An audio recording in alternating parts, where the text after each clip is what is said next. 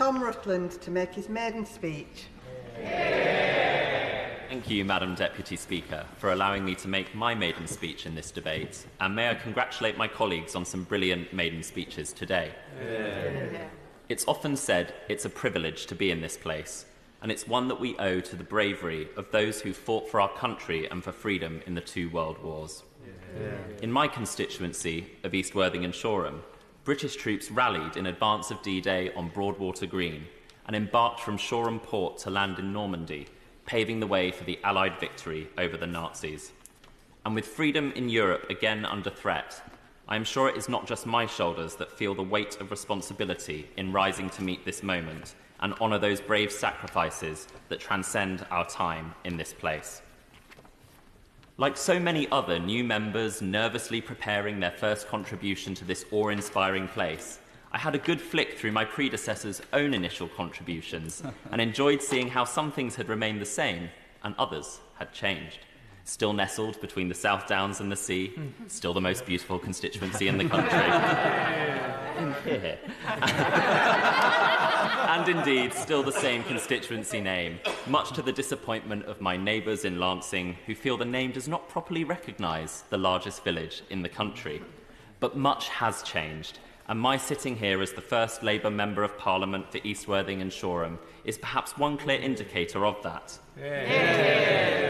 In 1997, my immediate predecessor spoke of how Worthing had the oldest population in the country.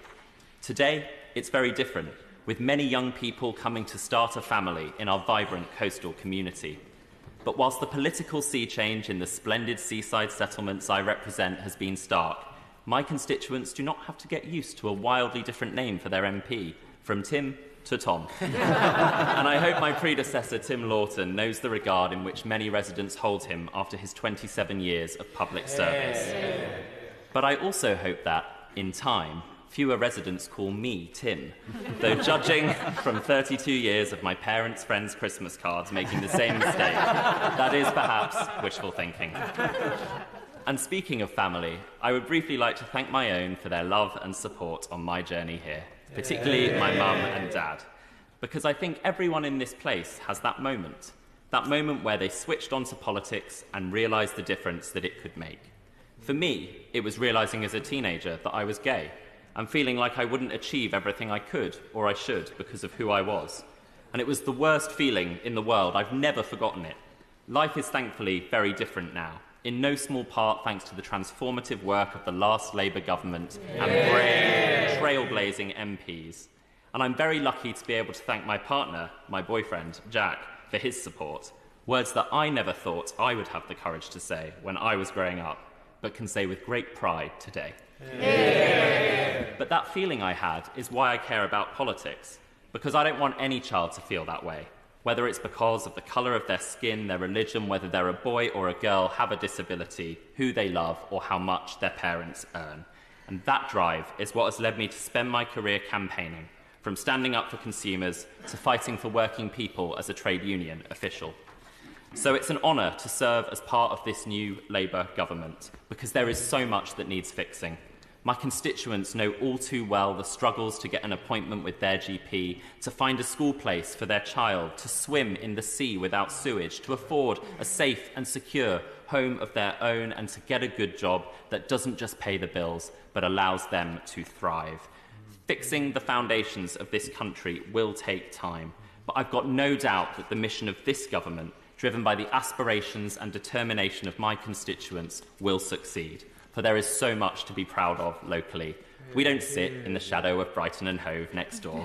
Shoreham Port, not just a thriving commercial hub for cargo, leisure boats and fishing trawlers, but an eco-port generating renewable energy and enhancing marine biodiversity. Further inland, Ricardo built on more than a century of engineering excellence and innovation. And having been home to great penicillin fermentation tanks in the 60s, Worthing today remains a life sciences hub, with GSK continuing to manufacture life-saving antibiotics locally. Or take Flair, who've evolved from building world-leading loudspeakers in Lancing Business Park to shipping earphones and products that defend against irritating noises. And I dare say that my honourable colleagues might find them useful in this chamber from time to time. And thanks to Fitz in Worthing, we're able to toast these successes with local fizz. And we have the most incredible community organisations, led by ordinary people giving up extraordinary amounts of their time for the betterment of others. Whether it's Wendy organising litter picks and beach cleans to keep Lancing lovely, Di providing food to those in need through the Shoreham and Adur Community Foodbank, or David, Sarah and Simon running 20 youth football teams at Southwick Rangers FC, ours is a community where we look after each other and love where we live. And when I think about the good hearts of those in my constituency who inspire me, I hope that as we bring about the change people voted for at the election, we can do so in a way that is a little more gentle.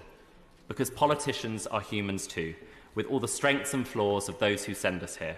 And that's why it can be a dangerous thing to have political idols. Nobody's perfect. But many years ago, I had the pleasure of working for, and more importantly, learning from two giants, Lord Adonis and the late, great Tessa Jowell. And if I can summon half of Andrew's intellect and just an ounce of the extraordinary compassion that Tessa exuded, then I hope I will do them and my constituents proud. And whilst we all have our own story, whilst we've all walked our own path that has brought us here today, I think my ultimate aim for my time here is the same as everyone else's, to leave things better than we found them. I know from personal experience that politics can improve people's lives, and it must. So thank you to the people of East Worthing and Shoreham for sending me here, and know that the true thanks comes not in the words said in this speech today, but in the hard work that I will put in for so long as you see fit to send me here and give me the great privilege of serving you as your Member of Parliament.